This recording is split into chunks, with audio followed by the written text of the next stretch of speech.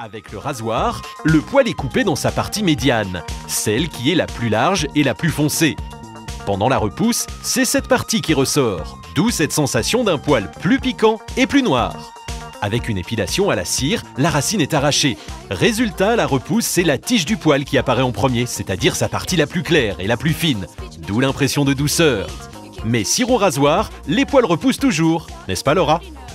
Ah mais voilà, celle-là elle est nickel. Voilà, 4 jours après, encore des poils. J'aimerais bien ne plus avoir pensé. Entrez, installez-vous, je vous en prie. Voici peut-être LA solution. C'est l'épilation au laser. Médecin lasériste va nous éclairer.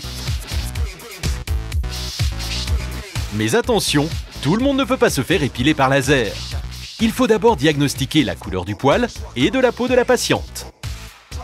La peau claire et les poils foncés nous placent dans de bonnes conditions pour l'épilation laser parce qu'on a un contraste important entre la couleur du poil et la couleur de la peau. Car tout est question de couleur. Le poil et la peau sont colorés par un pigment appelé mélanine. C'est cette mélanine que le laser attaque. Voilà pourquoi il vaut mieux un poil très noir sur une peau claire.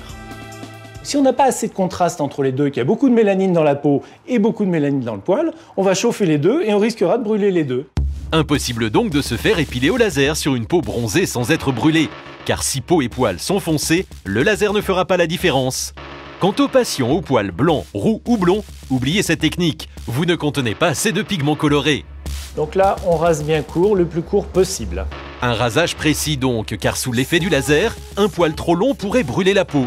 Quant à ces lunettes colorées, elles sont obligatoires pour protéger les yeux du médecin et du patient des rayons infrarouges. Le tir du laser est très puissant.